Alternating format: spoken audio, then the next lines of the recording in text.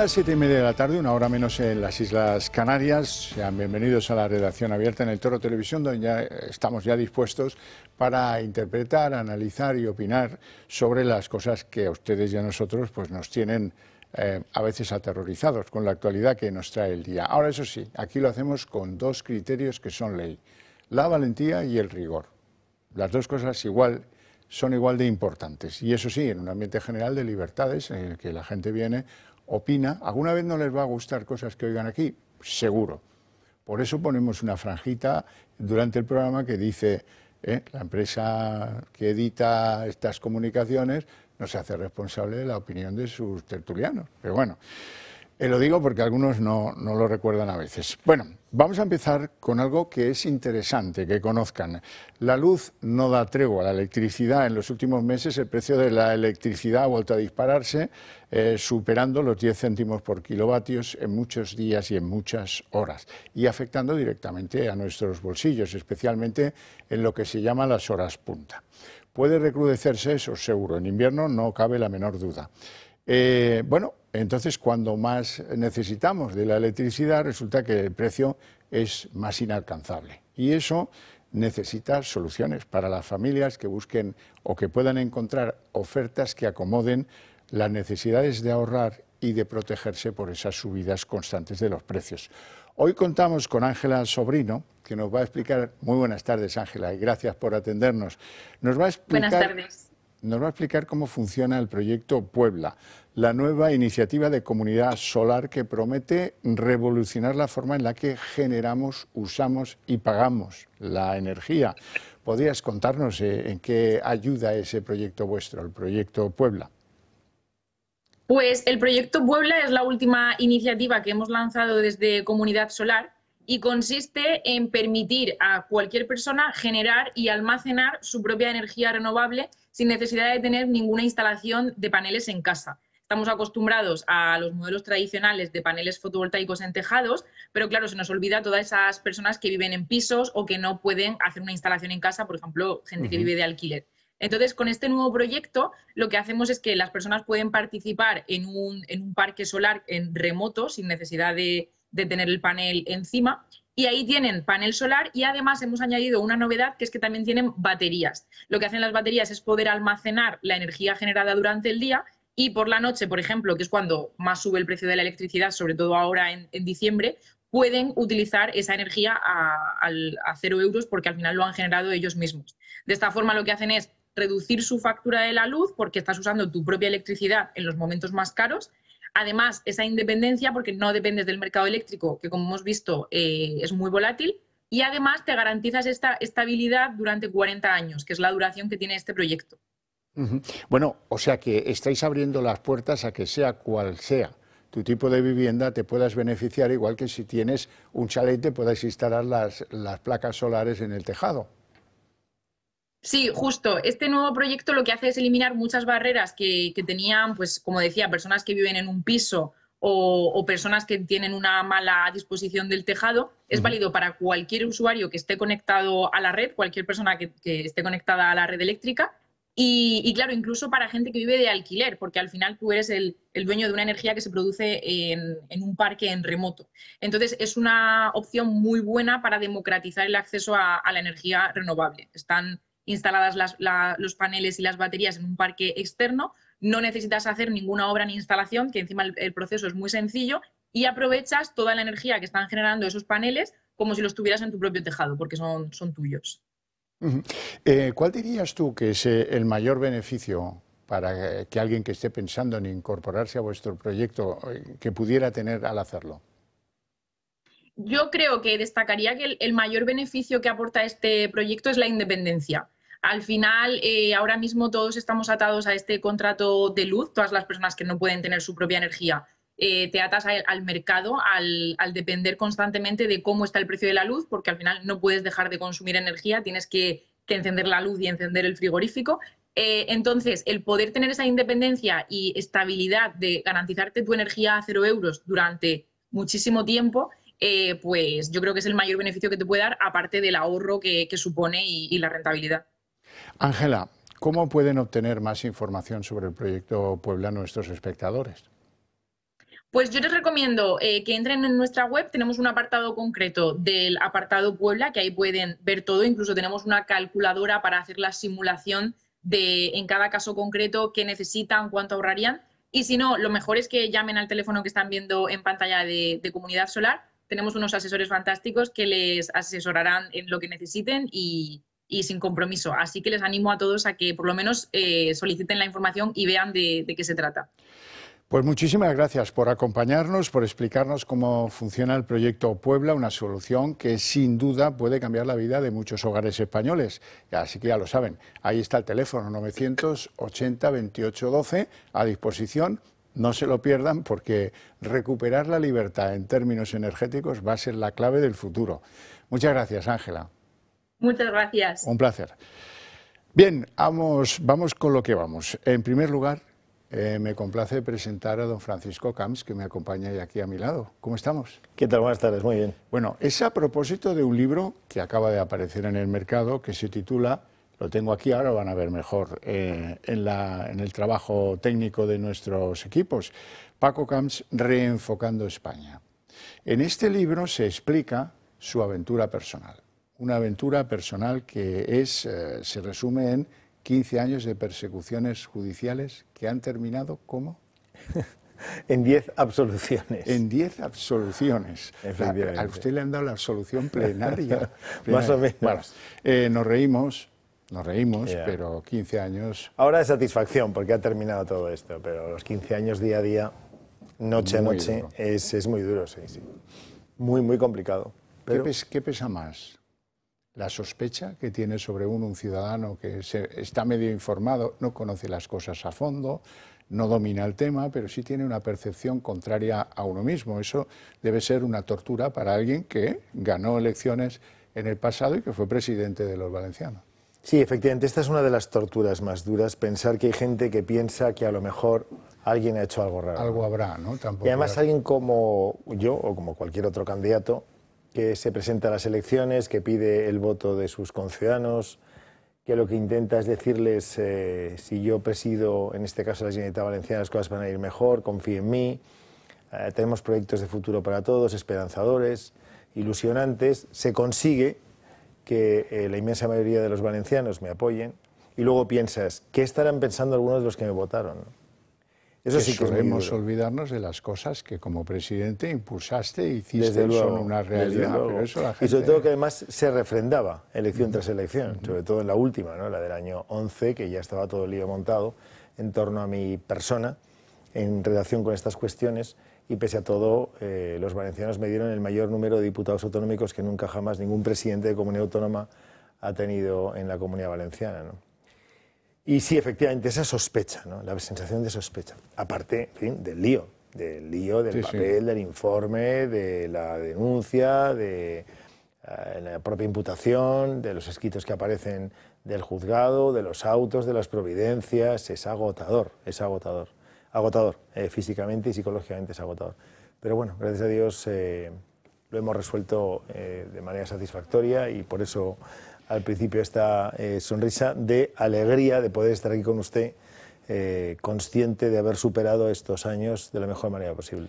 ¿Está usted satisfecho de la actitud de los medios de comunicación? ¿Han aireado suficientemente esas absoluciones? No, es obvio que no. El peso de la sospecha, convertida luego en una filtración interesada de que va a pasar cualquier cosa, y después la querella presentada, la denuncia presentada ya por la Fiscalía solicitando la imputación, y luego los informes de la UDEF o de la UCO, y luego la propia imputación ya firmada por el juez cuando se te cita para que vayas a declarar, todo ese proceso previo que además dura a lo mejor un mes o mes y medio hasta que se produce la personación, digamos, ya de la persona, en este caso, ante la citación del juez, todo ese proceso ya es muy duro. Ya empieza el debate político, el debate mediático, en las tertulias, en las radios, en las redes sociales, en los periódicos, en fin, se hace todo muy largo y cuando llegas allí prácticamente ya se te ha enjuiciado y se te ha condenado, ¿no? De este libro me sorprenden varias cosas, dos por citarlas. La primera, a pesar de lo vivido, ¿Usted no denuncia nunca lawfare judicial contra su persona? No, nunca, nunca, en absoluto, no. Al final los jueces son los que me han absuelto. Sí, sí. Estamos hablando de 100 jueces, magistrados o jurados. Involucrados 100. en los diferentes procedimientos Así que es. impulsaron contra. 100 personas me han juzgado en una instancia u otra y en una calidad u otra. Calidad de juzgado, claro. Juez de instrucción o magistrado Recurso, o lo del que Supremo de la Audiencia Nacional o jurados cuando el jurado popular, 9 jurados elegidos al azar de Valencia, me juzgaron en el primero de los juicios, jurado popular. Y la yo no sé de ningún político que se haya enfrentado a un jurado popular, sinceramente. Yo creo que he sido pionero en muchas cosas. Yo no recuerdo. No sé si usted a lo mejor... Eso entrañaba mucho riesgo, porque la gente es muy influenciable. No, y de hecho, los jurados se iban a casa todos los días. El juicio duró 7 semanas. Además, ahora en estas fechas navideñas, el jurado se iba a su casa y luego, pues, el lunes, el martes, el miércoles, el jueves, y luego viernes, sábado y domingo, además, estaban en sus casas. Y esta pobre gente tenía la presión social y la presión mediática, porque los medios de comunicación daban buena cuenta de lo que estaba pasando, pero no solo explicaban lo que había ocurrido en sede judicial, sino que además daban su interpretación. Iban forzando, algunos medios iban forzando al jurado hacia una resolución condenatoria. Y la segunda cosa que me ha sorprendido mucho es que usted no tiene ningún reparo en volver a la política. Efectivamente, al revés. No es que no tenga reparo, es que estoy súper ilusionado por volver a la política, además en la primera línea, además en ámbito de gestión política. ¿Qué hubiera hecho usted si le hubiera sobrevenido una crisis como la que vive su tierra ahora, la Dana? ¿Qué decisiones cree que deberían tomarse y no se han tomado? Si fuese presidente del gobierno, o sea, si yo hubiese sido el presidente del gobierno de España, desde luego a las 8:20 de la tarde habría estado ya en la zona afectada.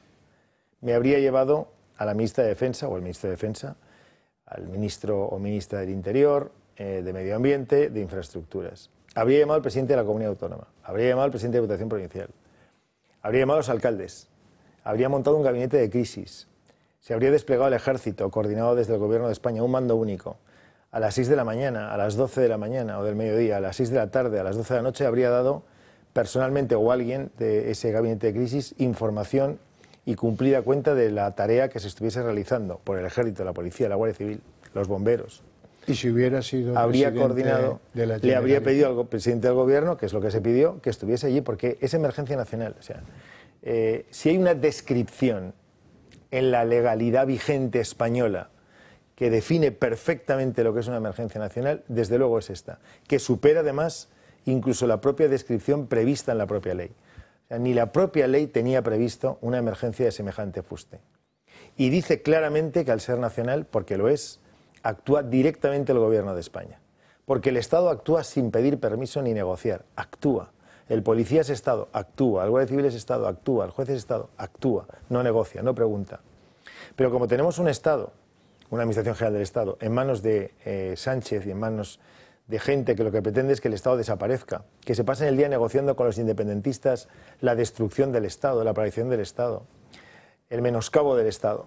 Y el Estado es nuestra garantía de libertad y seguridad de los españoles, por cierto. Es una cosa que a veces no se cuenta. Los españoles tenemos garantizada nuestra libertad y nuestra seguridad por el Estado, no por otras circunstancias, no por una ONG, no por un grupo de amigos, no por un medio de comunicación, no, por el Estado. Si el Estado no actúa con la contundencia que debe hacerlo, entonces somos menos libres y estamos menos seguros. Y aquí el presidente Sánchez ha demostrado que está por la labor de hacer imposible que nuestro Estado actúe conforme corresponde. ¿Por qué? Porque primero tiene una visión seguramente del Estado distorsionada. Y en segundo lugar porque está maniatado por los comunistas que tienen el gobierno, está maniatado por los filoetarras y está maniatado por los golpistas de Cataluña, a los que ha indultado y amnistiado. Eso es lo que es como consecuencia de lo que ha ocurrido. O sea, no es que sea una cuestión coyuntural, la no puesta a disposición de los valencianos, de mis conciudadanos, de todo el aparato del Estado. Es que forma parte de una inercia iniciada por la izquierda hace mucho tiempo en nuestro país, que es desmantelar el concepto de un Estado que funciona en cualquier rincón de nuestro país de manera inmediata y eficiente. Eso sin duda es lo más importante. Pero ¿Qué ha hecho mal la Generalitat Valenciana? Es que la Generalitat Valenciana, y también lo he explicado en muchísimas ocasiones, lo que tiene son sanitarios y bomberos. Y encima los bomberos no son de la Generalitat, son de la Diputación Provincial. Es que es muy importante que no caigamos en el relato que Sánchez y los suyos, y sus medios de comunicación y sus terminales mediáticas están intentando trasladar. Es que nosotros, ¿qué tenemos? Sanitarios extraordinarios, hospitales, y luego tenemos los bomberos que dependen de las corporaciones provinciales y que se coordinan cuando corresponde con el propio sistema de emergencias autonómico. Pero no tenemos más. Protección civil, gente extraordinaria. Es una cuestión del Estado. Y fíjese, cuando hablamos de competencias en un Estado como el nuestro, un Estado compuesto, en donde las competencias están o transferidas en su totalidad o transferidas parcialmente, o tenemos colaboración en algunas de ellas, compartimos tareas competenciales, la Administración General del Estado y las comunidades autónomas, cuando hablamos de nuestro país, tenemos que tener claro qué corresponde a quién en cada momento. Y aquí es de absoluta claridad meridiana que esta competencia, ante la circunstancia que ha vivido mi tierra, mis conciudadanos, es el Gobierno de España. O sea, es que no hay duda alguna, ninguna, y está perfectamente pergeñado. Y la Generalitat Valenciana, la Diputación Provincial, se ponen a disposición del Gobierno de España, que coordina todas las fuerzas que tenga a su disposición, en este caso, hablando fuerzas de protección civil o las fuerzas que tienen la pericia de entrar en las casas, etcétera, los bomberos, los que tienen que ver con los sanitarios, de la Comunidad Valenciana, de la Diputación Provincial, las policías locales, por ejemplo, y en coordinación con las comunidades autónomas que vayan prestando también a demanda del Gobierno la necesaria presencia, por ejemplo, de más bomberos o de más protección civil o de más sanitarios. O, por ejemplo, la ayuda que nos pueda venir del exterior, de Francia, como en algún momento se ha hablado también, de bomberos de Francia y otros lugares. Que eso solo lo puede hacer una interlocución de ámbito estatal, como es el Gobierno de España. Está claro, pero ha habido una crisis de liderazgo interesada por parte de Sánchez y ha habido crisis de liderazgo por parte de las autoridades valencianas, y no solo pienso en Carlos Mazón, sino que pienso pues en el presidente de la Diputación, por poner un ejemplo, ¿no? Vuelvo a repetirle, y perdone que vuelva otra vez al punto de referencia, es que aquí el que tiene que liderar... Sí, sin duda. Y ya está, y a partir de ahí todo el mundo está coordinado, todo el mundo está ordenado. Pero cuando la jerarquía falla, cuando es Roma la jerarquía, nos damos cuenta que hay piezas que no estaban encajando. Le voy a poner un ejemplo de lo que está pasando ahora. Las ayudas a mis conciudadanos.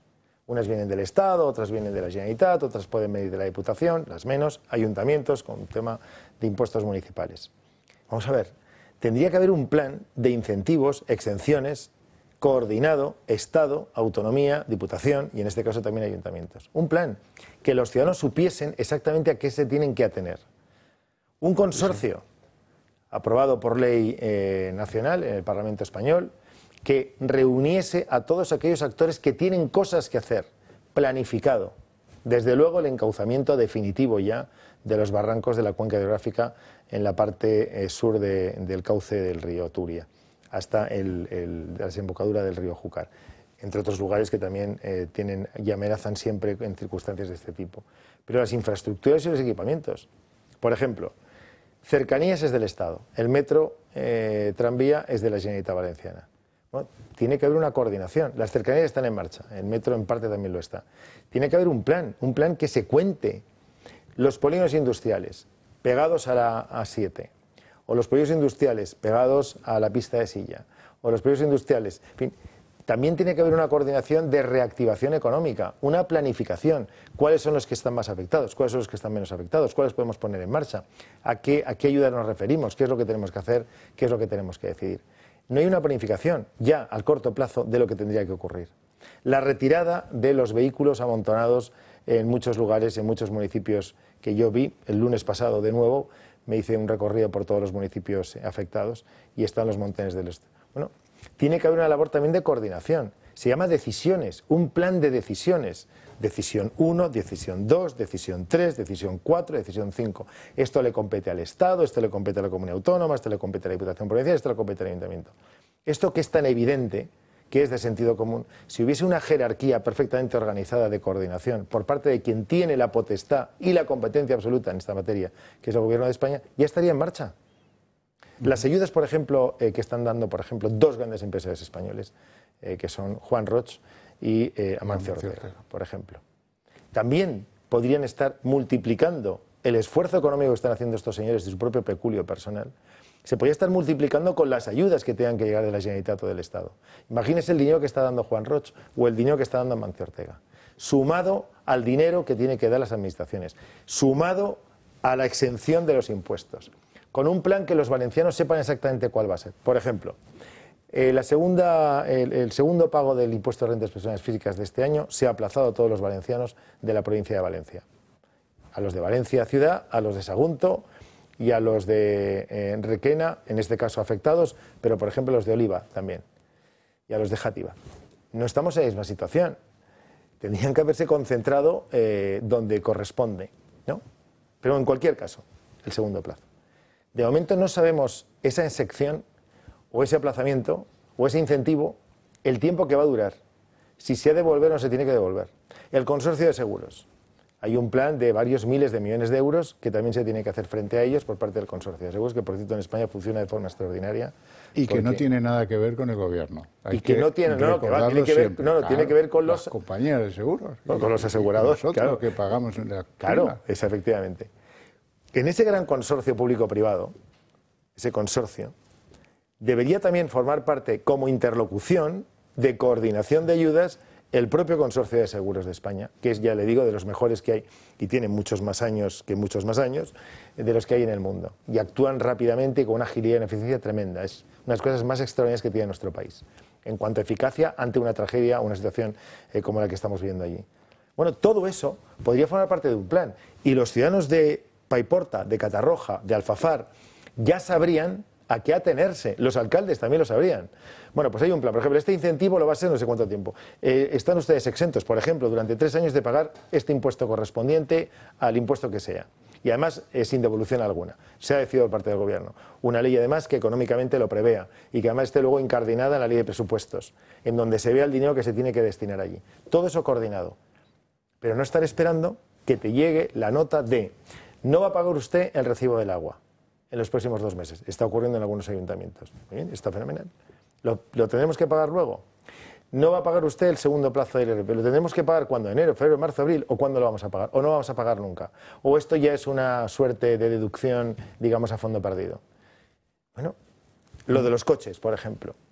¿Qué hacemos con los coches? Una ayuda de 10.000 euros, 20.000 euros, 30.000 euros, 40.000 euros, 20.000 euros. Consorcio de seguros, etc. O sea, estas cosas que son tan evidentes, que tendrían que estar organizándose y coordinándose. ¿Quién? Usted es alguien que está al cabo permanentemente de la información, de manera urgente, ¿no? Y le pregunto a usted. Sí, sí. ¿Quién es el máximo responsable en estos momentos de la puesta en marcha de todas aquellas cuestiones que tienen que ver con la planificación a corto y medio? ¿A qué no lo sabe? No hay. ¿No lo sabe nadie? No. No lo sabe nadie. Es increíble que en estos momentos no haya una persona, en toda España, que sea la que coordine todos los esfuerzos. Y no invadiendo competencias. No es una cuestión de invadir competencias. Por ejemplo, las ayudas que vengan de Europa. ¿Cuáles son las ayudas que vengan de Europa? Que nadie lo sabe. Tampoco. ¿Y para qué son? Tampoco lo sabemos. Son para la mejora de los equipamientos e infraestructuras de estudios por la Riada, son para la mejora de los domicilios particulares, de los proyectos industriales. Tampoco lo sabemos. ¿Quién ha decidido ese dinero que viene, cuánto es y cuál va a ser su destino? Tampoco. O sea, esto es realmente trágico. Si la tragedia, que es brutal, de la muerte de muchos conciudadanos nuestros, muchísimos, demasiados, se le suma la situación de abandono y se le suma la incapacidad de poder coordinar todo esto por parte del Gobierno de España, estamos ante un panorama realmente crítico. En catástrofes mucho menores se ha designado un secretario de Estado, por ejemplo, para la coordinación de eso que usted plantea, porque estoy recordando... Le voy a poner un ejemplo que no tiene nada que ver con nosotros, pero tiene que ver mucho con lo que le estoy contando, porque yo he tenido esa experiencia. Una experiencia extremadamente importante en la historia de España y en la historia de las competencias de las comunidades autónomas. ¿Se acuerda de la crisis de los kosovares, de Kosovo, sí, en la guerra de los Balcanes? Horroroso. Europa decide que las familias de Kosovo se repartan en los países que quieran tenerlos de acogida. Muy bien. una planificación complejísima. Estamos hablando de familias, personas mayores, niños, mujeres, hombres, que tuvieron que venir a España.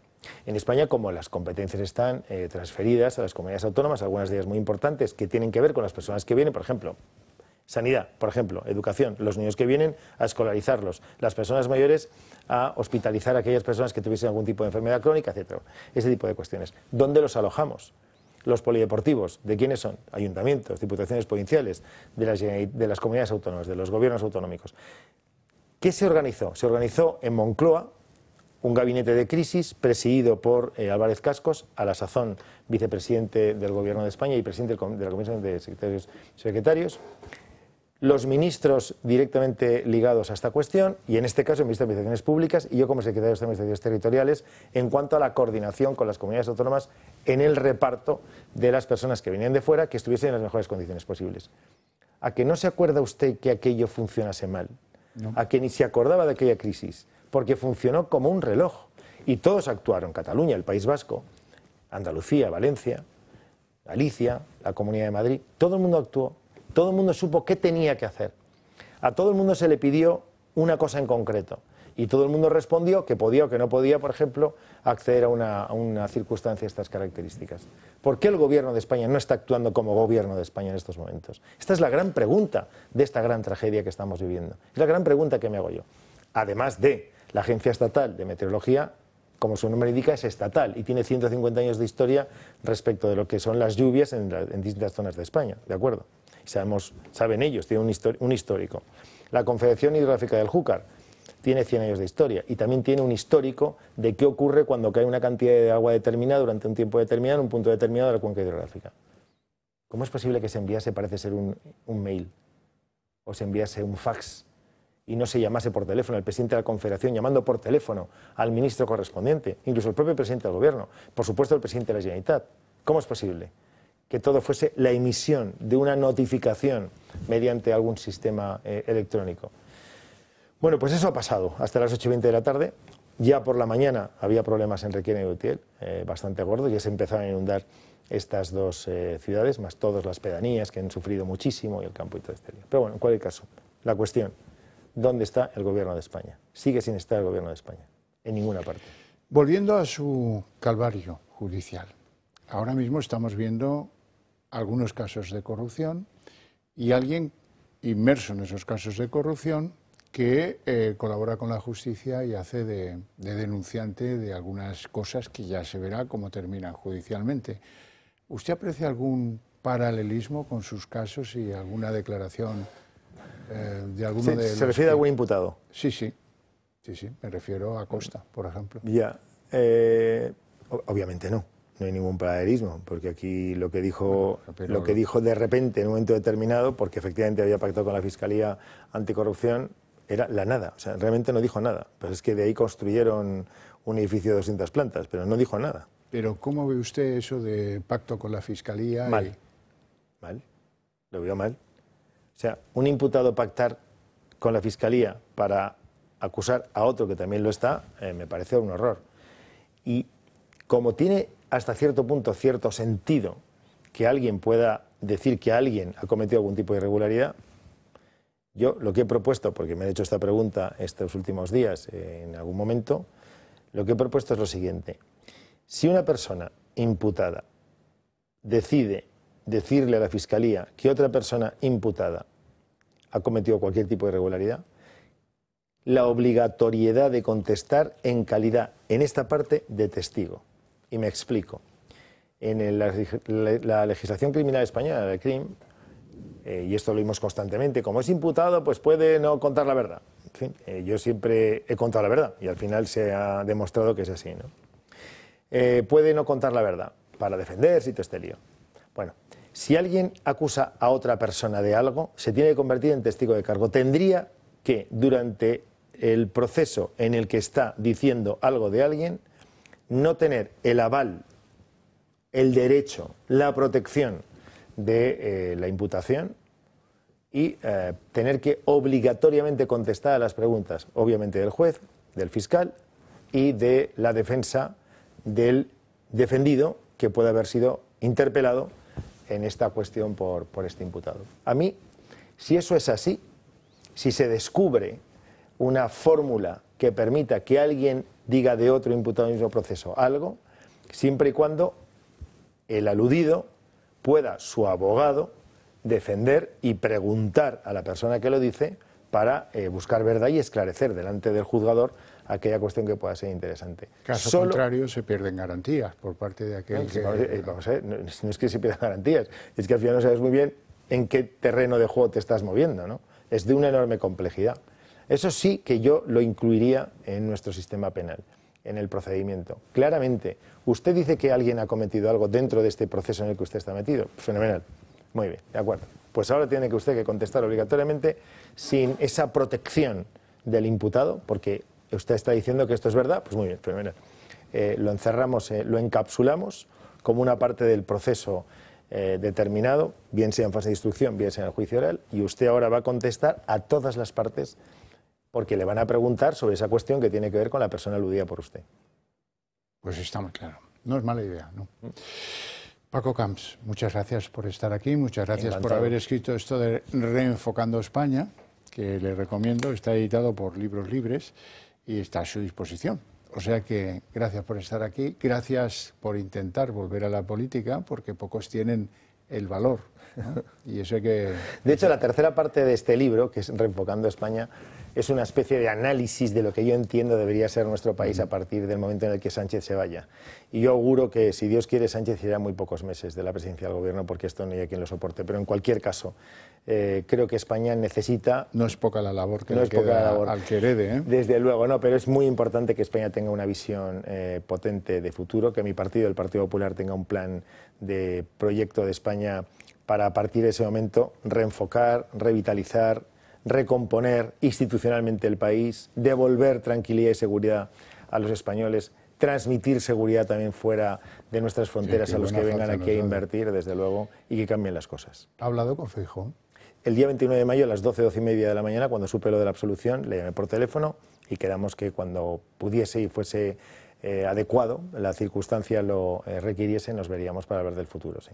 Fenomenal. Pues mucha suerte, insisto. Nosotros nos vamos a publicidad.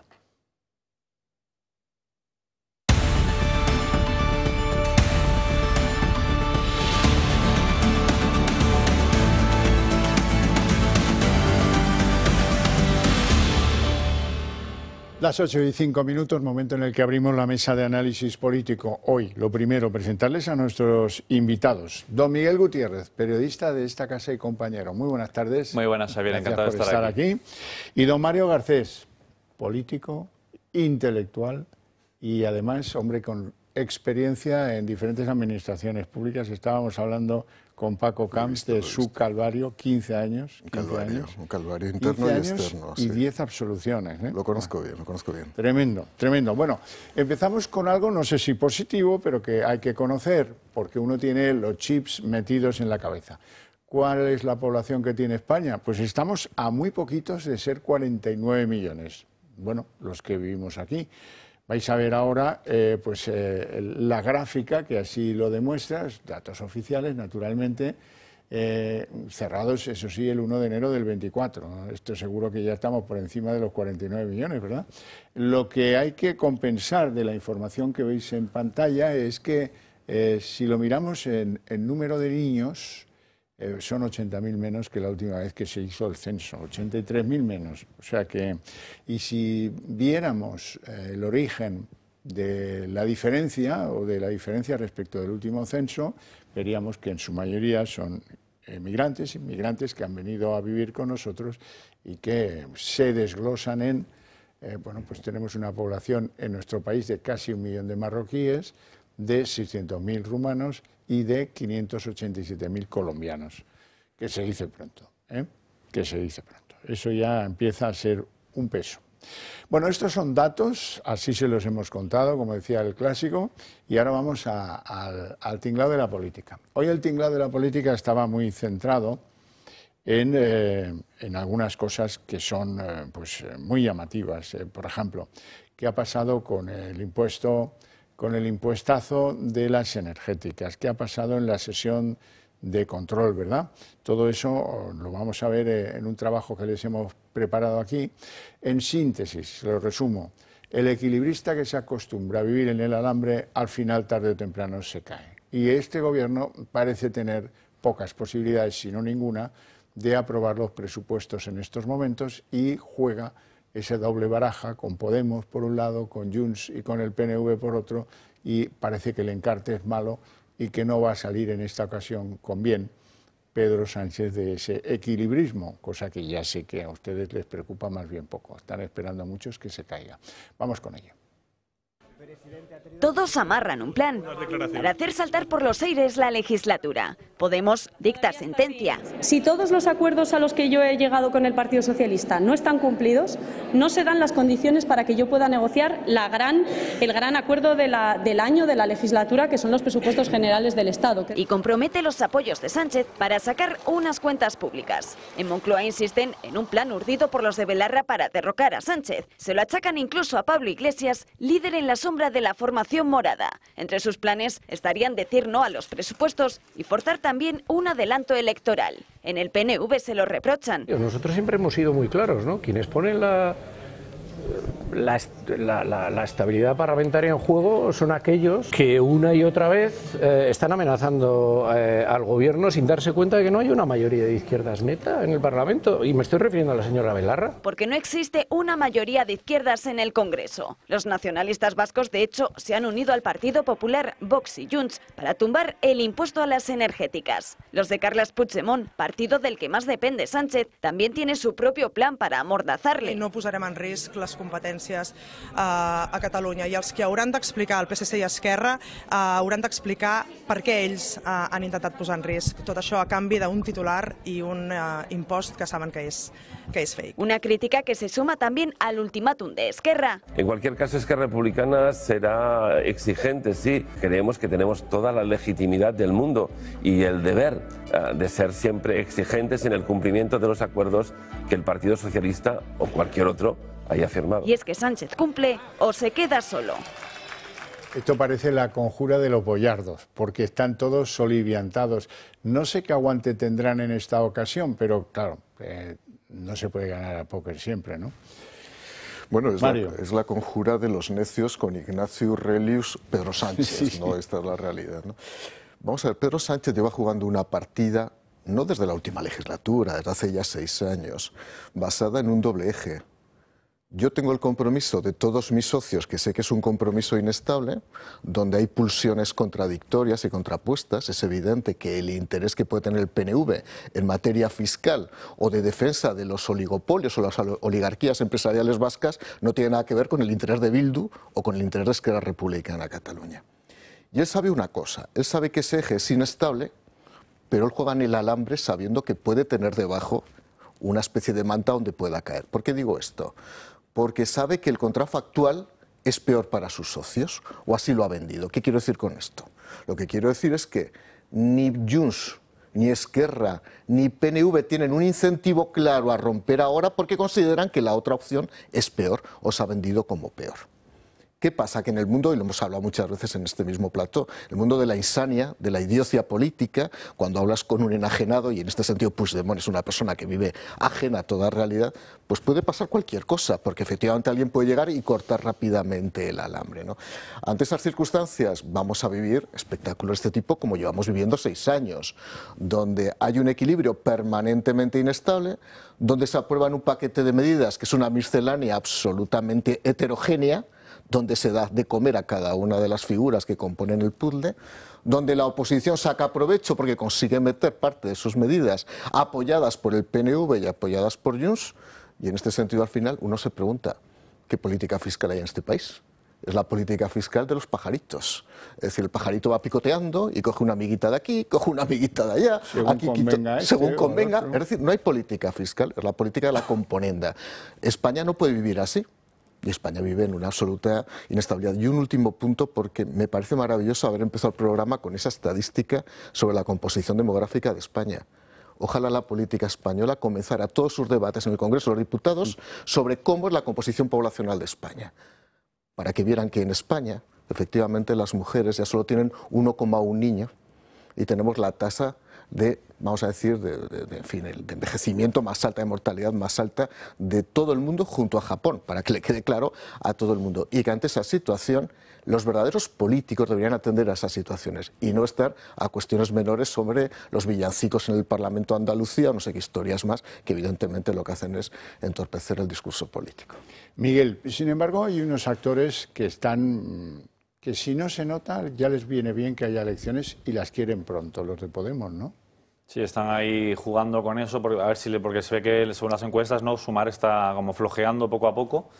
Pero vamos, yo creo que un poco lo de las elecciones es un brindis al sol, ¿no? Porque están muy a gusto los socios de Sánchez con Sánchez, porque al final, como ha dicho Mario, ¿no? Van ahí picoteando, le van sacando cositas, cesiones, y claro, mejor que con él, con ninguno, ¿no? Y esa falacia que se vendió en las elecciones del 23J, ¿no? La mayoría progresista frente a la ola reaccionaria del PP y de Vox, ¿no? Cuando en realidad estos de progresistas no tienen nada, por un lado porque no hacen políticas realmente progresistas, del PSOE, ¿no?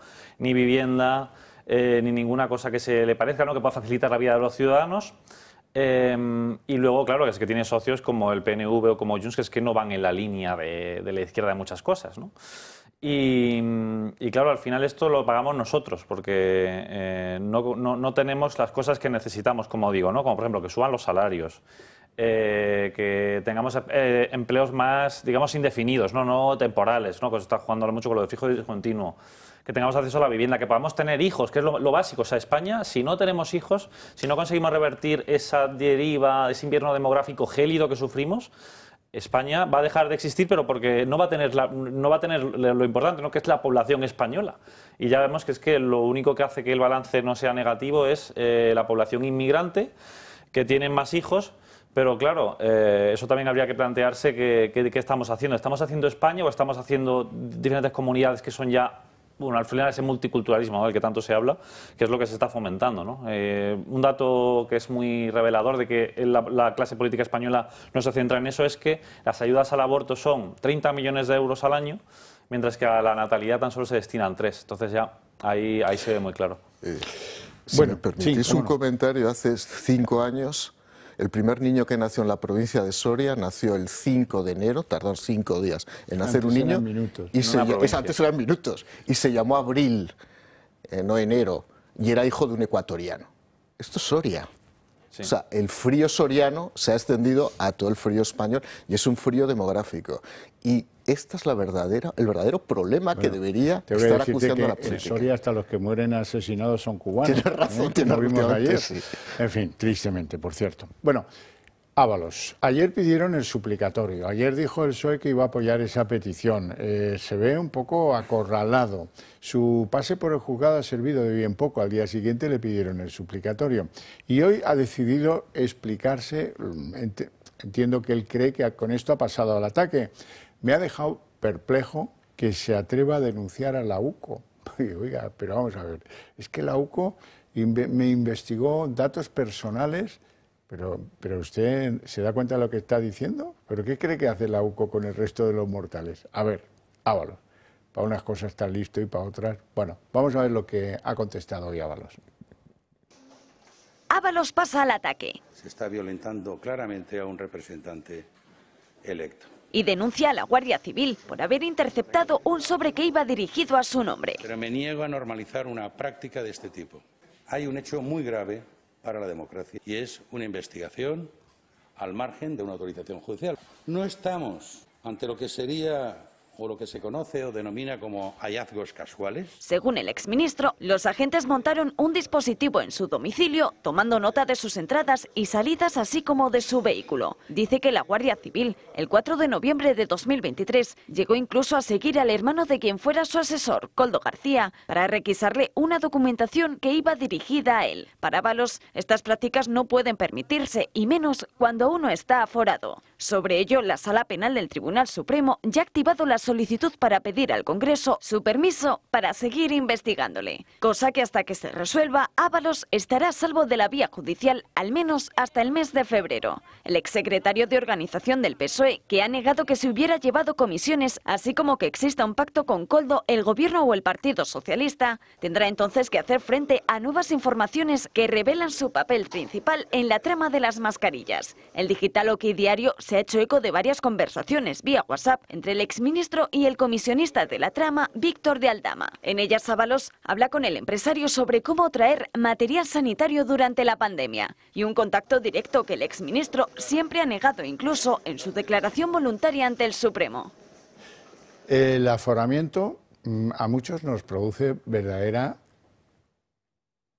penuria intelectual, porque, hombre, hay que proteger a los señores diputados mientras están en la Cámara legislando, no por lo que hagan en sus actividades privadas. Si es que hay alguna imputación que se plantea en esos términos, esto de estar aforado no puede seguir siendo un chollo. De hecho, el aforamiento es lo que se persigue, lo que persigue Ábalos y lo que le concede Pedro Sánchez cuando le quita del Ministerio, cuando le quita de la Secretaría de Organización del PSOE, pues le pide de rodillas, oye, ampárame.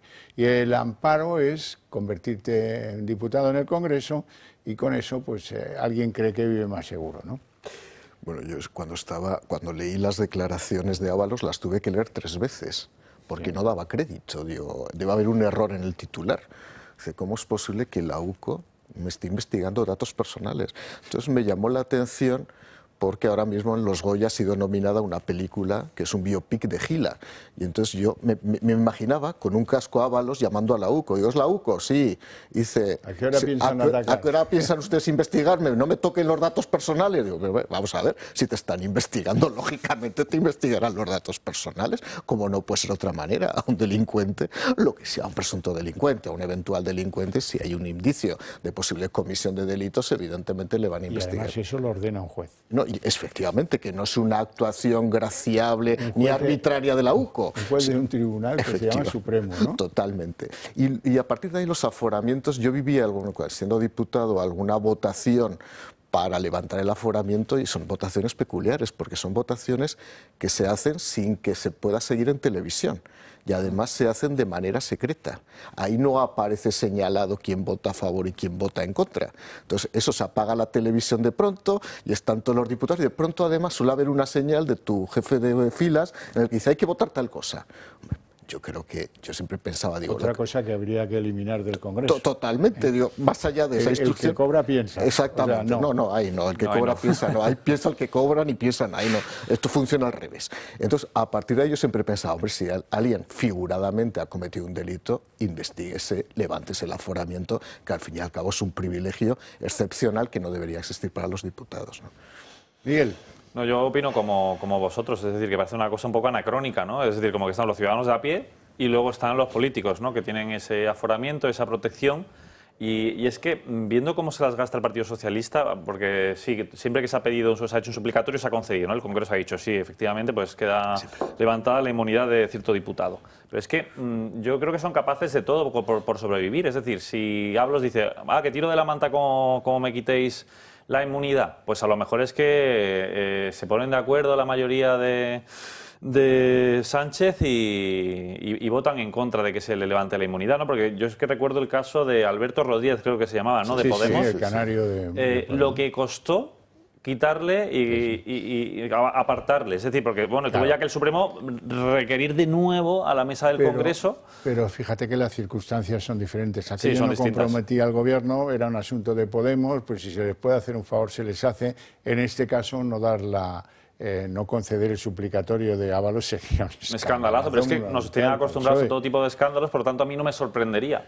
Pero que sí, que no puede ser que haya unos derechos para unos, otros para otros, y que sea una clase al final privilegiada, ¿no? Y eso también da a entender que luego la gente, por lo general, tenga una estima de los políticos, que es que también es verdad que no hay que generalizar, pero que dice, joder. Claro, pero el sentido del suplicatorio es, se les puede neutralizar desde fuera del Congreso e impedir su actividad en la Cámara Legislativa. Por lo tanto, tienen que tener una protección, estoy muy de acuerdo. Sí. Si no, sería muy fácil descoyuntar grupos políticos.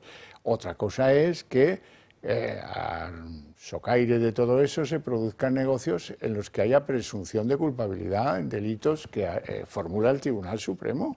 El Tribunal Supremo es el que le dice a la UCO, investiga a este por esto, por esto, por esto y por esto.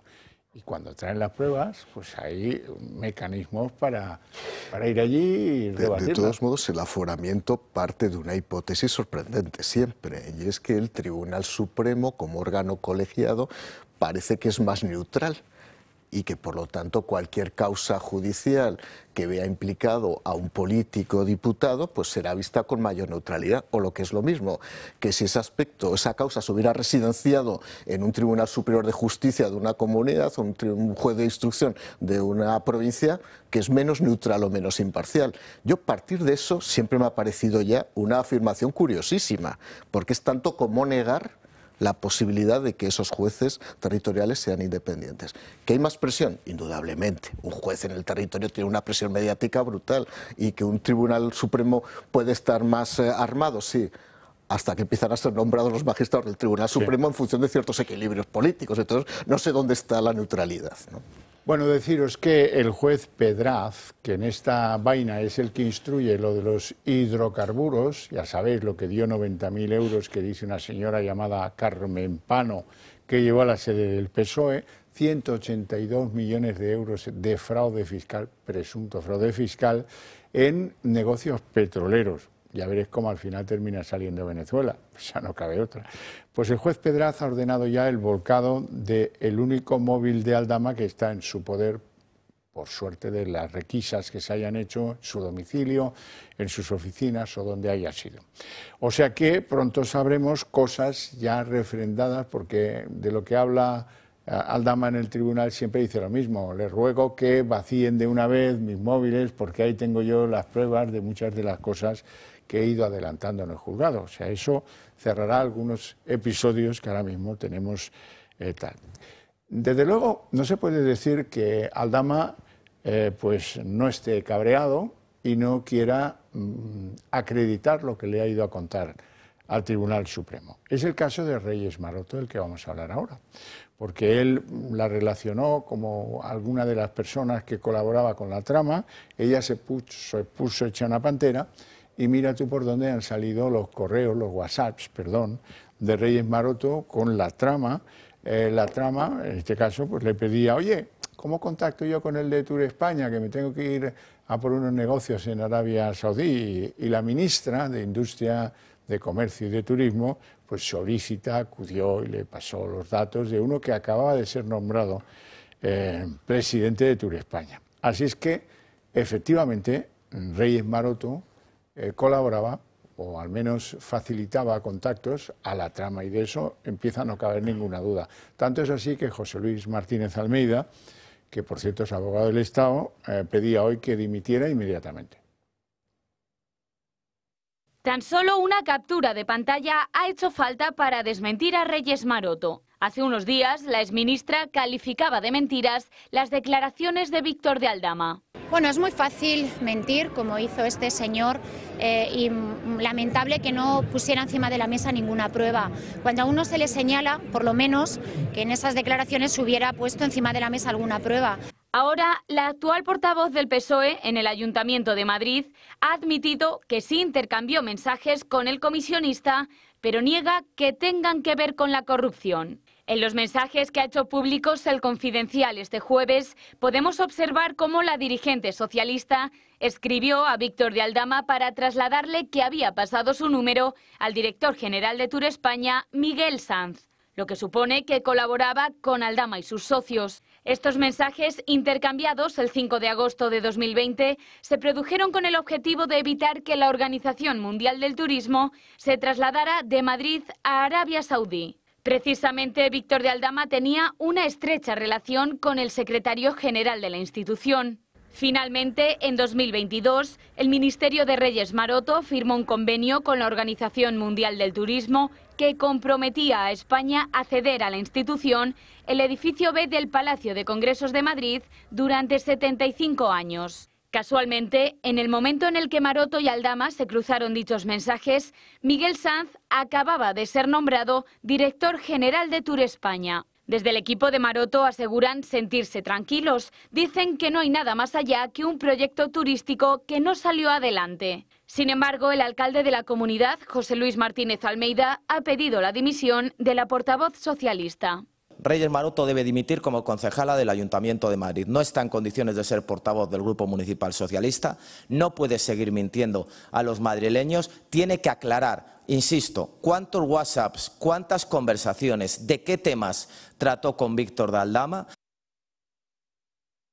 Lo que está en cuestión es si colaboró o no colaboró con la trama. Y no hay ministro que sea tan torpe que conteste esto de esta forma. Para eso están los jefes de gabinete. Si necesita un teléfono, que se lo dé el jefe de gabinete. No, ella dice, Víctor, disculpa el retraso. Una posición completamente genuflexa, impropia de ministro, desconocida en ningún ministerio. Te contactará el director de Turespaña, que era lo que él quería. Pues ella hace que el que él quería llamar a su puerta para pedirle seguramente algún favor, ya se encargó la ministra de desbrozarle el camino y que fuera el afectado, el de Turespaña, este que acababa de llegar, el que contactase con Aldama. O sea, el puto virrey, perdón por la palabra, pero esa es la expresión en términos socialistas, el puto virrey aquí era Aldama. Al que había que contentar con rodilla en tierra era Aldama. ¿Nos enteramos o no nos enteramos? Por lo menos eso me parece a mí. Pues sin duda. La verdad es que es la esencia misma del facilitador y cómo además es una termita que ha penetrado en todo el maderamen del gobierno socialista. Vamos a ver, si una persona de estas tiene el teléfono de los ministros, de los secretarios de Estado, si los ministros, secretarios de Estado y jefes de gabinete de ministros se dirigen a él con esa cordialidad, con esa especie de afinidad íntima de Víctor, lamento mucho el retraso. Además, hasta escribe bien, con lo mal que habla Reyes Maroto, eso parece, porque lo que ha dicho 2 veces hay que poner encima de la mesa, hay que poner encima de la mesa lo que tienes que poner encima de la mesa, un poco de inteligencia, Maroto, porque lo que te falta. Entonces, a partir de ahí, que un personaje de este tipo haya calado, no es una cuestión circunstancial, es que tiene muchos apoyos y que además se ha tratado a título personal, casi como una especie de facilitador honorífico del Partido Socialista Obrero Español. Lo comentamos, o sea, facilitadores ha habido toda la vida en todos los gobiernos, pero cuando te pillan, y además te pillan de esta manera, te vas a caer con todo el carrito, evidentemente. Miguel. Sí, es interesante las excusas del PSOE, ¿no?, para intentar, con el tema del Aldama, para intentar escurrir el bulto. Primero, que nadie lo conocía, nadie. Luego, claro, sale la foto con Sánchez, que por cierto decía Aldama que no solo se hicieron una foto, sino que le dijo, sé todo lo que estás haciendo, muchas gracias. Efectivamente. En la presentación de Pepu, que estaba en el ayuntamiento. Claro, además era en una zona así como apartada, VIP, ¿no? Pero claro, ¿qué dice el gobierno a continuación? Dice que, bueno, los políticos nos hacemos miles de fotos, es decir, es lo más habitual. Pero claro, luego es que resulta que no solo era esa foto, es que vemos también que, bueno, decían también que no estuvo nunca en Ferraz, y vemos ahí una foto en Ferraz negociando con, creo que era con Guaidó, efectivamente. Es decir, que Víctor de Aldama estaba en todos lados, en el ambiente, con el Partido Socialista. Que sí con Delsi, con el tema Delsi, que sí con Begoña Gómez, que sí con el jefe de gabinete de Montero, que le ha dicho que se va a quemar, ¿no? Con Ángel Víctor Torres. Claro, con Ángel Víctor Torres también, con Ábalos, es decir, que era el secretario de organización, que es que era el número 2. Lo del jefe de gabinete también es para nota. Sí, se van a decir que no, es intachable, tal, no, y van saliendo información y claro, se va conociendo todo. Es decir, la estrategia debe haber sido otra, claramente, de defensa, aunque no niegues cosas que se pueden probar fácilmente con un WhatsApp, ¿no? Evidentemente. Bueno, hacemos una pequeña pausa de publicidad, estamos de vuelta en 2 minutos.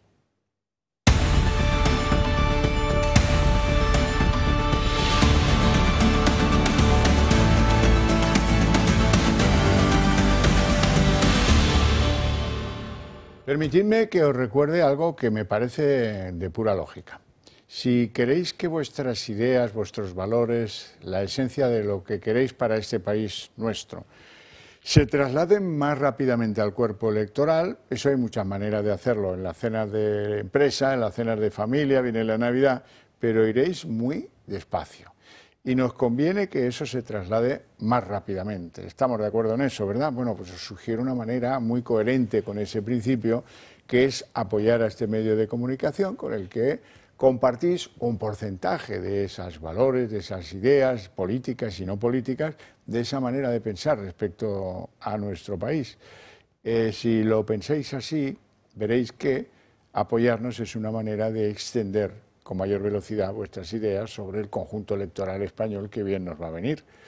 Y me dicen en el Club de Amigos del Toro TV que os recuerde que llega la Navidad, que ellos tienen algunos regalos estupendos de todo tipo, relojes, pulseras, bolígrafos, corbatas, yo qué sé qué, un montón de cosas, a unos precios irresistibles que pueden ayudaros a esa cosa tan típica y tan complicada de buscar regalos para. Bien, continuemos con nuestro relato de la actualidad de hoy y ahora viene el bombazo, el bombazo para mí del día de hoy. Ha levantado el secreto de sumario de lo que afecta al fiscal general del Estado, Álvaro García Ortiz. Bueno, este hombre nos debe tomar por gilipollas a todos, ¿sí? Porque ya sabéis que hay otro fiscal, Salvador Viada, un fiscal del Supremo. Bueno, pues el fiscal dice que él vio cómo cuando estaban haciendo el registro en el despacho de este hombre, estaba borrando cosas en el móvil. La Fiscalía dice que no hay grabaciones porque no hay cámaras que lo puedan acreditar. Ya lo veremos. En cualquier caso, hoy se ha levantado el secreto, como digo, y, oh, sorpresa, alguien ha borrado los mensajes de los días de la filtración del informe que vulneraba presuntamente datos personales del pareja de Isabel Díaz Ayuso.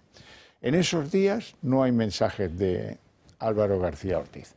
Es una torpeza descomunal, porque los móviles de los que recibieron esos mensajes ya los ha visto la UCO y por lo tanto ya constan en los informes que ha hecho al tribunal la UCO y por lo tanto que un fiscal general del Estado se autoinculpe borrando pruebas de un procedimiento incoado contra él, por eso divulgación de secretos, no solo es de una torpeza descomunal, sino que yo creo que este tío nos toma a todos por tontos.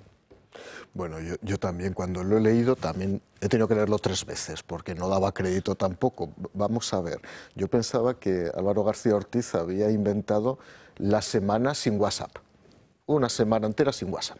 No vamos a tener ningún mensaje. Yo no conozco ningún ser humano, salvo en el caso de un retiro espiritual que no fiscal, que de pronto deje de escribir mensajes durante una semana entera.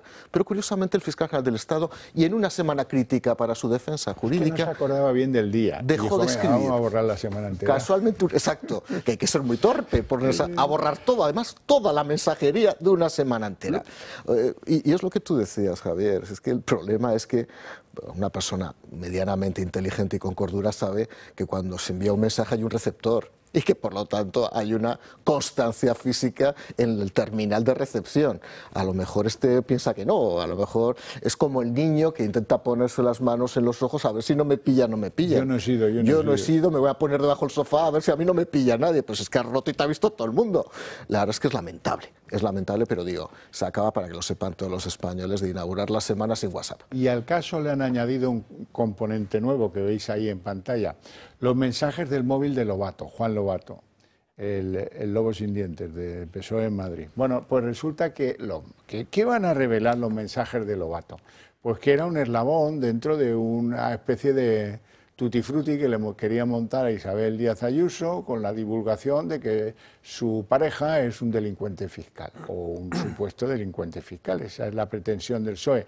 Que Lobato formaba parte de esa cadena del bulo, ¿verdad?, dirigida desde la Moncloa, pues es una obviedad, pero que ya pues hay pruebas de ello. Miguel. Estos son capaces de todo. O sea, si quieren destruir a un rival político como es Isabel Díaz Ayuso, tan potente, tienen que ir por lo criminal, ¿no? Es decir, por no jugar nada limpio, e incluso ya usar los instrumentos del Estado, porque es que han colonizado absolutamente todas las instituciones del Estado, entre ellas la Fiscalía General del Estado, que es ahora Fiscalía General del Gobierno, eso hay que decirlo. Y, pues, ¿qué necesita el Gobierno? ¿Hay que ir a por Ayuso? Pues venga, vamos a hacer lo que sea necesario para conseguirlo. Pero es que ya se dan cuenta de lo sucio que juegan hasta sus propios miembros, como Lobato, ¿no?, que se fue rápidamente a un notario, ¿no?, para guardarse las espaldas y decir, a ver si me van a echar a mí el muerto ahora. Otro fenómeno. De que he sido yo, ¿no? Y al final incluso lo consiguen que dimita de la Secretaría General del PSOE de Madrid, ¿no? Un fenómeno de la ciencia política. Que este bueno es capaz de todo y irán saliendo más cosas. Es que ¿recordáis ese motivo de la moción de censura que fue para traer la limpieza a la democracia y acabar con la corrupción del PP y tal, pues es que han hecho justo lo contrario y peor, ¿no? Entonces, por eso que yo no descarto nada ni con lo del suplicatorio, son capaces de lo que sea. Vamos a ver la reacción de Ayuso, que cuando se ha enterado de lo del móvil de Juan Lobato, pues ha mandado un tuit en las redes sociales, ¿verdad? ¿Y qué dice? Lo más relevante es que, en fin, que es una organización que contra a Sánchez, contra una adversaria política inadmisible, Sánchez es un cobarde. Bueno, pues quitándole la zarandaja de si eso lo que es o lo que no es, lo de arriba me parece una visión bastante correcta de lo que tenemos entre manos, ¿no? Que pues cualquier cosa, si lo contaba en una de las conversaciones del propio fiscal general del Estado, decía, no, pásamelo porque esto nos interesa mucho. Ese es un hooligan del socialismo, no ni fiscal, ni historia, ni sentido institucional de su cargo, que es bien importante en el país. No. Él a lo que convenga es, vamos a perjudicar a tal que esto nos beneficia. Y ahí no se corta un pelo. Es muy, muy preocupante. O sea, el vicio al que han llevado a las cosas fundamentales, los pilares del Estado, sea la Fiscalía, sea la Agencia Tributaria, sea el INE, sea lo que queráis, es que esto va a llevar, lo hablábamos antes con Paco Camps, va a llevar décadas volver a recuperar lo que fueron esas instituciones. La Guardia Civil, ¿pero qué me está contando? Un tío que maneja un campo de entrenamiento de una unidad de élite de la Guardia Civil y llega al Dama y dice, yo quiero dar unos tiritos, dame un fusil de esos tan guapos. Y allí se da un barrigazo y empieza a disparar. Y luego va el jefe de la unidad del mando antiterrorista yihadista, el coronel Vázquez, y dice, bueno, es normal, hombre, el chico quería tirar unos tiritos, era confidente nuestro, tal. Oye, y bien tal que quiere. Vamos un día, Miguel, estaría bien. Ahí a Logroño. Bueno, pero vamos. Esto es brutal. Lo que pasa es que yo soy inspector de Hacienda, soy interventor del Estado y me preocupa que haya esa visión de deterioro total de todas las instituciones. No, es cierto, sí, pero lo que quiero decir con esto es que el Partido Socialista tiene la capacidad de seleccionar al ex homo de cada cuerpo. Al ex homo fiscal, al ex homo inspector de Hacienda, tiene la capacidad de ver quiénes son los peores, se convierten en fundamentalistas de la causa y a partir de ahí, desde arriba, ejercen una presión insostenible sobre el resto de las estructuras. Ahí lo que pido a los cuerpos, y en ese sentido creo que empieza a haber cierta movilización, es que reaccionen. O sea, la profesionalidad y la independencia tiene que demostrarse desde esa sociedad civil que tú muchas veces, Javier, reclamas que se dinamice mucho más. Yo conozco 2 sindicatos en la agencia tributaria. Sí.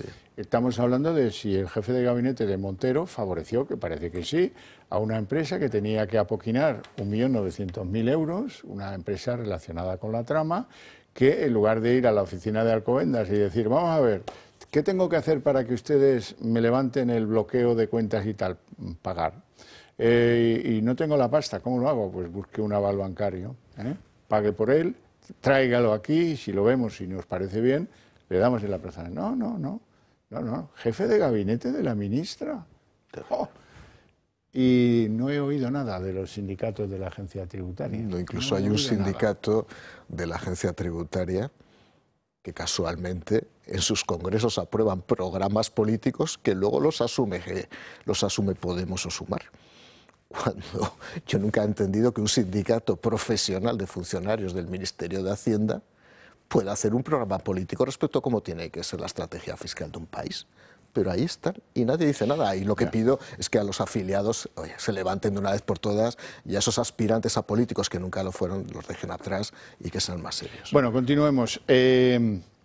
Publica el Confidencial que la UCO implica también en los negocios de la trama, de la trama no, en los negocios de lo de Ayuso, no de la trama de corrupción, sino en desvirtuar a esa persona, Ayuso, que es rebelde y que no se arrodilla ante Pedro Sánchez. Bueno, resulta que ¿de quién hablamos? Hablamos del ex jefe de prensa del Partido Socialista, convertido muy recientemente en secretario de Estado de Comunicación. Se llama Ion Antolín.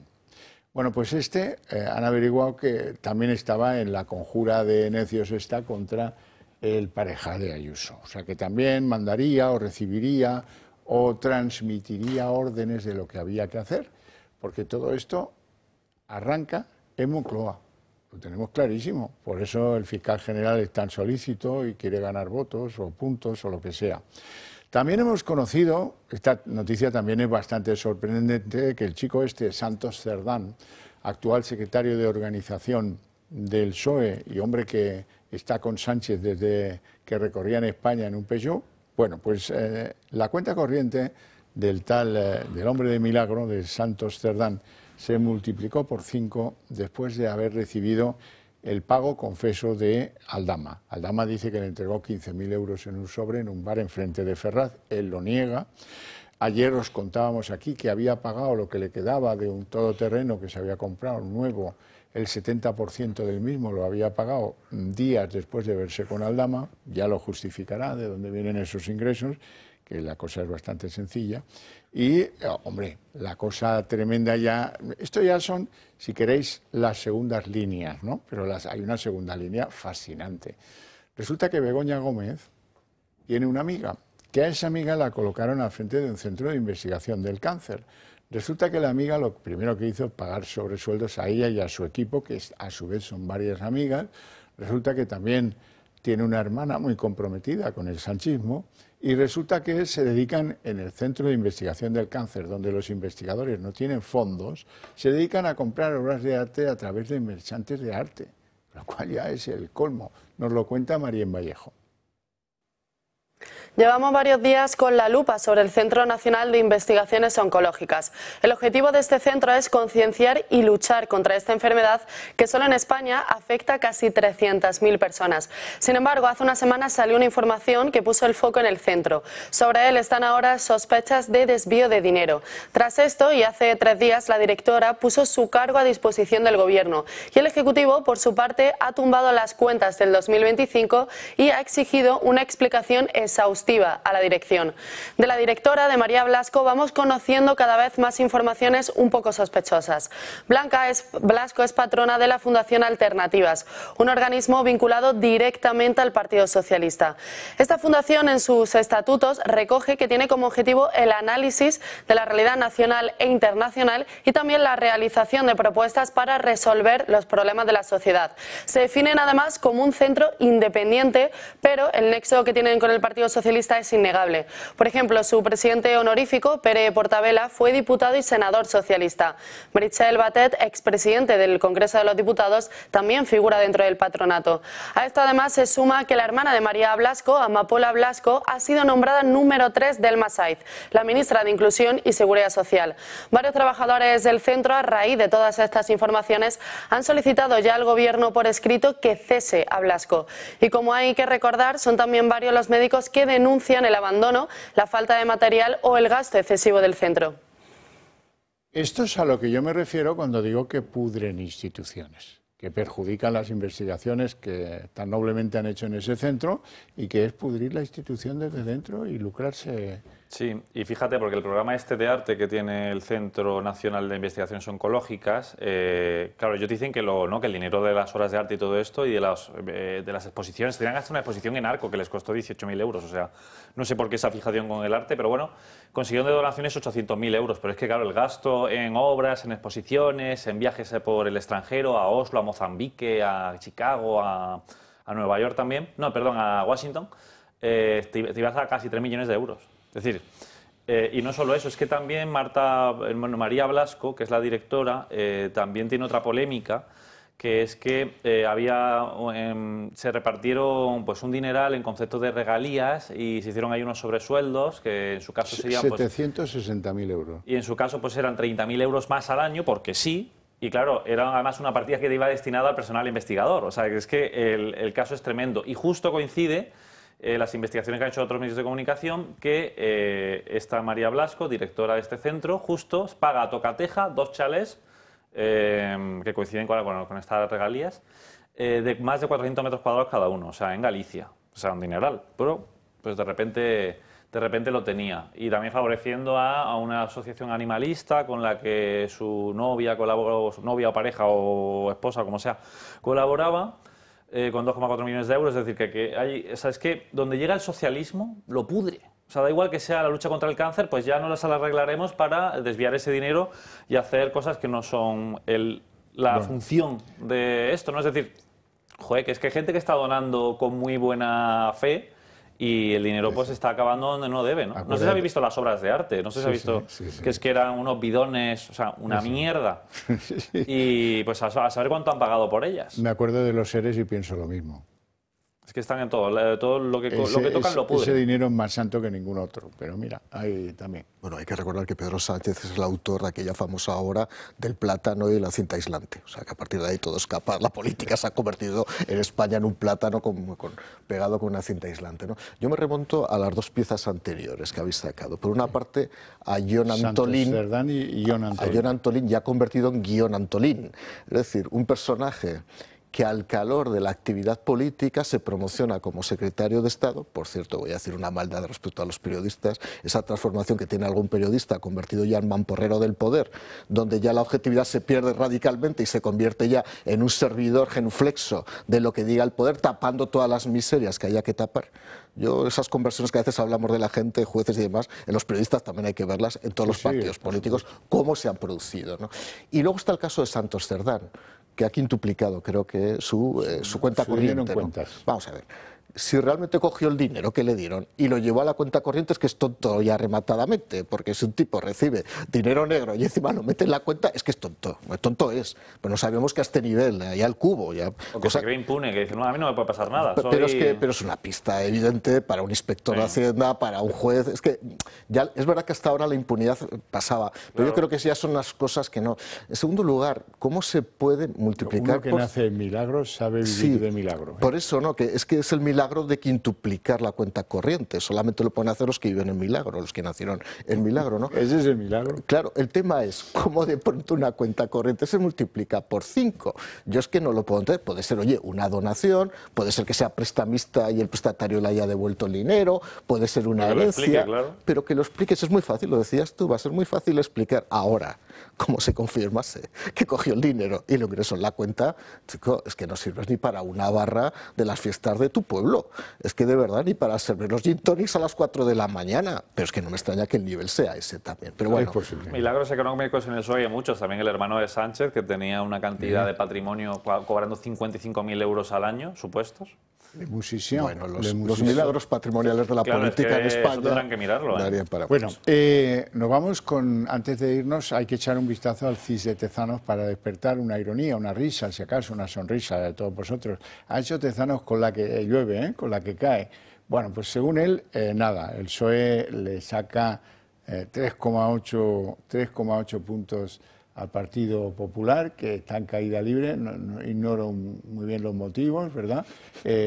Cae también un poquito Vox, naturalmente, porque esto, pues, tal. Y, por supuesto, pues nada, que la fortaleza del PSOE está perfectamente acreditada, ¿no? Cada institución sirve a Sánchez de una forma, ¿no? El CIS intentando orientar el voto, intentando dar una imagen que no es. No sé si habéis visto la última del INE, revisando el crecimiento económico de España, que de repente te dicen que han hecho 2 revisiones, en 2023 y 2024, y te dicen ahora que el crecimiento en 2021 estaba mal calculado, que era un 1,7 más.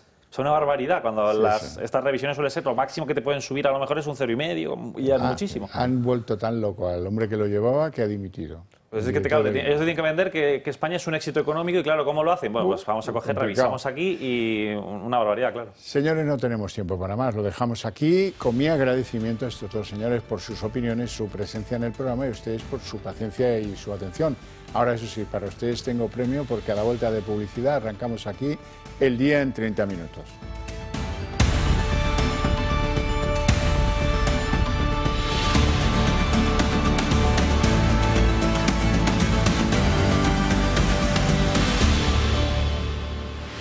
El día en 30 minutos. Se ha levantado el secreto de sumario de las investigaciones sobre el fiscal general del Estado, Álvaro García Ortiz, que, como saben, tiene condición de investigado por la presunta divulgación de secretos como contribuyente de la pareja de Isabel Díaz Ayuso. Y, oh sorpresa, resulta que borró de su móvil los mensajes de varios días que coinciden con la extensión al conocimiento público de que tenía problemas con Hacienda el novio de Ayuso. Y esto, ¿cómo sabemos que los han borrado? Pues bastante sencillo. Diría Valle Inclán que el cráneo privilegiado de este hombre que ven ahí, Álvaro García Ortiz, se olvidó de que que los mensajes también los recibe alguien y que la UCO ya tenía los mensajes de esos alguien que recibieron sus mensajes. Así es que además de quedar como cagancho en Almagro, ahora se puede enfrentar el fiscal general del Estado con que le requieran explicaciones sobre hacer desaparecer pruebas. Y es que no es la primera vez que Álvaro García Ortiz trata de obstaculizar esta investigación. Primero negó estar imputado y después acusó a la UCO de cometer irregularidades en uno de los volcados de sus teléfonos donde se encontraron mensajes en los que amenazaba con aportar más cianuro contra Isabel Díaz Ayuso. Pero sin duda lo más grave fue cuando un testigo le pilló junto a su número 2 manipulando un teléfono móvil durante el registro de más de 10 horas en la sede de la Fiscalía. Entonces, cuando voy a salir cuando salgo de mi despacho y entro paso por delante del patio central de la Fiscalía, que es algo obligado, pues lo veo. Y les veo a los dos solos, rodeados, por supuesto, de policías que estaban haciendo su trabajo, sin abogado, mirando ambos un móvil. Claro, cuando uno ve esto, dices, bueno, no hago importancia, me callo. Y ya, ¿qué más me da? Ya se ve que la imparcialidad del fiscal en este caso es muy cuestionable. Bueno, el móvil de Juan Lobato. Recordarán que él tenía mucho interés en dejarlo en el juzgado. Bueno, pues el análisis del móvil del que fuera secretario general del PSOE en Madrid revela que Moncloa y Lobato estaban en el urdimiento de toda una ofensiva que les venía muy bien contra Isabel Díaz Ayuso a través de la cosa fiscal de su pareja. Así es que estaban coordinados, estaba claro.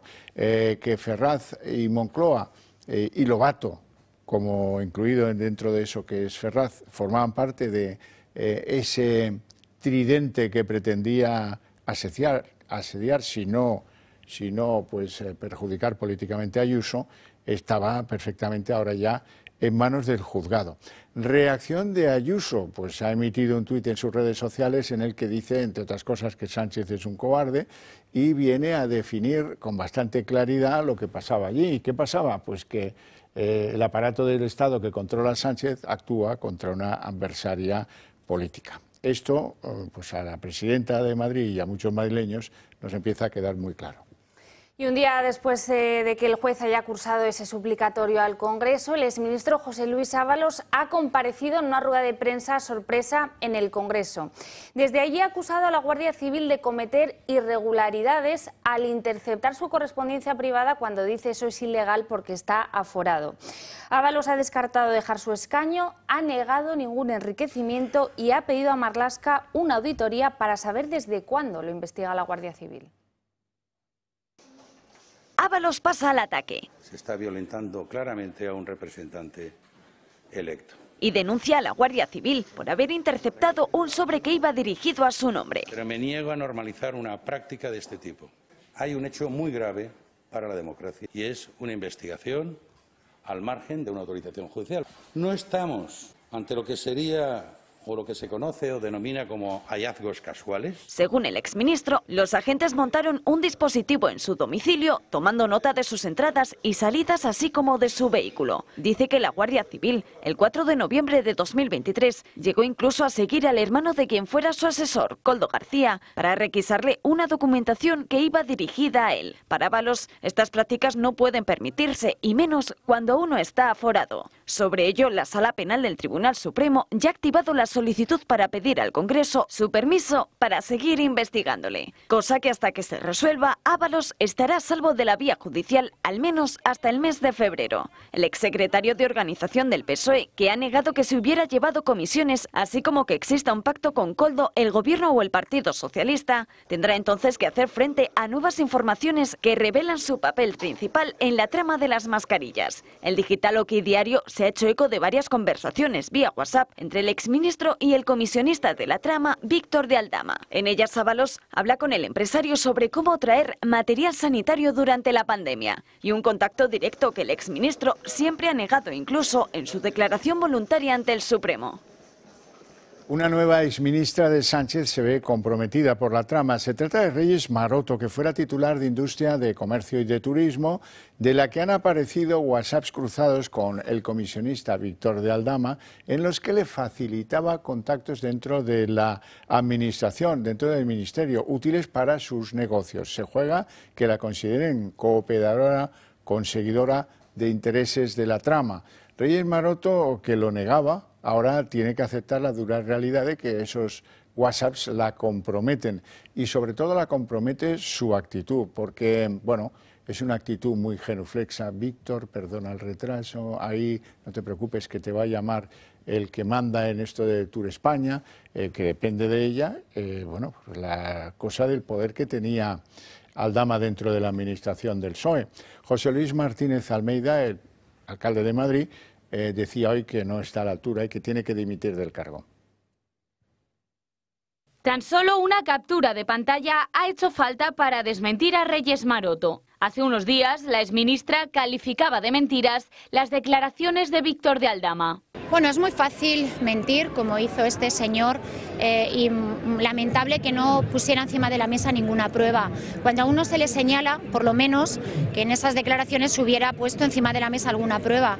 Ahora, la actual portavoz del PSOE en el Ayuntamiento de Madrid ha admitido que sí intercambió mensajes con el comisionista, pero niega que tengan que ver con la corrupción. En los mensajes que ha hecho públicos El Confidencial este jueves, podemos observar cómo la dirigente socialista escribió a Víctor de Aldama para trasladarle que había pasado su número al director general de Tour España, Miguel Sanz, lo que supone que colaboraba con Aldama y sus socios. Estos mensajes, intercambiados el 5 de agosto de 2020, se produjeron con el objetivo de evitar que la Organización Mundial del Turismo se trasladara de Madrid a Arabia Saudí. Precisamente, Víctor de Aldama tenía una estrecha relación con el secretario general de la institución. Finalmente, en 2022, el Ministerio de Reyes Maroto firmó un convenio con la Organización Mundial del Turismo que comprometía a España a ceder a la institución el edificio B del Palacio de Congresos de Madrid durante 75 años. Casualmente, en el momento en el que Maroto y Aldama se cruzaron dichos mensajes, Miguel Sanz acababa de ser nombrado director general de Tour España. Desde el equipo de Maroto aseguran sentirse tranquilos. Dicen que no hay nada más allá que un proyecto turístico que no salió adelante. Sin embargo, el alcalde de la comunidad, José Luis Martínez Almeida, ha pedido la dimisión de la portavoz socialista. Reyes Maroto debe dimitir como concejala del Ayuntamiento de Madrid. No está en condiciones de ser portavoz del Grupo Municipal Socialista, no puede seguir mintiendo a los madrileños, tiene que aclarar, insisto, cuántos WhatsApps, cuántas conversaciones, de qué temas trató con Víctor de Aldama. Reyes Maroto no es la primera socialista a la que Víctor de Aldama saca los colores. El comisionista ha ido respaldando su discurso con distintas pruebas que desmienten muchas afirmaciones de Ferraz. La primera llegó con la famosa ya foto de Pedro Sánchez en un acto de partido en 2019. El presidente eludió en varias ocasiones explicar su relación con el comisionista y justificó que esta imagen era una de las tantas que se hace todos los días. Aldama también probó su influencia en Ferraz con esta otra foto tomada junto a Ábalos en la tercera planta. La imagen llegó tras conocerse su presencia en la sede socialista en las elecciones de 2019 y después de que el secretario de organización, Santos Cerdán, negase que hubiera pasado del hall. Esta otra imagen que van a ver de Víctor de Aldama disparando tiros con varios agentes de la Guardia Civil despejó todas las dudas sobre su relación con la Benemérita y con los servicios de inteligencia. En lo que respecta a altos cargos, el comisionista probó su relación con el jefe de gabinete de Montero después de que ésta negase su relación para luego reconocer que se vieron hasta 4 veces. Por cierto, que el juez de los hidrocarburos ha abierto una pieza separada con el volcado del móvil de Aldama. El debate publica hoy algo muy relevante de la vida particular de Santos Cerdán, el secretario de organización del PSOE, que si alguno no lo sabe es natural de un pueblo de Navarra que se llama Milagro. Milagro es lo que podríamos llamar ha pasado con su saldo en la cuenta corriente, porque se ha multiplicado por 5 durante las fechas que, según el comisionista Víctor de Aldama, recibía algunos sobres con algo de dinero dentro por facilitar a la trama contactos con algunas constructoras afines al PSOE. Ayer, sin ir más lejos, supimos que Santos Cerdán pagó el 70% de un todoterreno de su propiedad poco después del encuentro con Aldama. Y salen a la luz nuevos audios que prueban las tensiones entre Víctor de Aldama y su principal socio en la trama de hidrocarburos, Claudio Rivas. Varios nuevos empresarios habían entrado en el tablero de juego y las deudas acumuladas hicieron que Aldama estallase de esta manera contra Rivas. Tú a tocarme cojones a mí, ¿vale? Que tú no sabes el fin de semana que yo llevo y llevas todo el fin de semana machacándome. Que ya estoy hasta los te he llevado a todos lados, te he consolado, ¿vale? Estoy haciendo todo por ti, ya basta, ya basta. Y a mí tú no me chillas, ¿te queda clarito? ¡Clarito! Y el Gobierno cierra el año con una sonora derrota parlamentaria a manos de dos de sus socios nacionalistas, PNV y Junts. Los independentistas han unido fuerzas con la derecha de PP y Vox y han decidido tumbar el impuesto a las energéticas. Este gravamen era la llave para que Podemos apoyase los presupuestos de Sánchez. Todos amarran un plan para hacer saltar por los aires la legislatura. Podemos dictar sentencia. Si todos los acuerdos a los que yo he llegado con el Partido Socialista no están cumplidos, no se dan las condiciones para que yo pueda negociar el gran acuerdo del año de la legislatura, que son los presupuestos generales del Estado. Y compromete los apoyos de Sánchez para sacar unas cuentas públicas. En Moncloa insisten en un plan urdido por los de Belarra para derrocar a Sánchez. Se lo achacan incluso a Pablo Iglesias, líder en la sombra de la formación morada. Entre sus planes estarían decir no a los presupuestos y forzar también un adelanto electoral. En el PNV se lo reprochan. Nosotros siempre hemos sido muy claros, ¿no? Quienes ponen la estabilidad parlamentaria en juego son aquellos que una y otra vez están amenazando al gobierno sin darse cuenta de que no hay una mayoría de izquierdas neta en el Parlamento. Y me estoy refiriendo a la señora Belarra. Porque no existe una mayoría de izquierdas en el Congreso. Los nacionalistas vascos, de hecho, se han unido al Partido Popular, Vox y Junts para tumbar el impuesto a las energéticas. Los de Carles Puigdemont, partido del que más depende Sánchez, también tiene su propio plan para amordazarle. No posarem en risc les competències a Catalunya i els que hauran d'explicar, el PSC i Esquerra, hauran d'explicar per què ells han intentat posar en risc tot això a canvi d'un titular i un impost que saben que és fake. Una crítica que se suma también al ultimátum de Esquerra. En cualquier caso, Esquerra Republicana será exigente, sí. Creemos que tenemos toda la legitimidad del mundo y el deber de ser siempre exigentes en el cumplimiento de los acuerdos que el Partido Socialista o cualquier otro haya firmado. Y es que Sánchez cumple o se queda solo.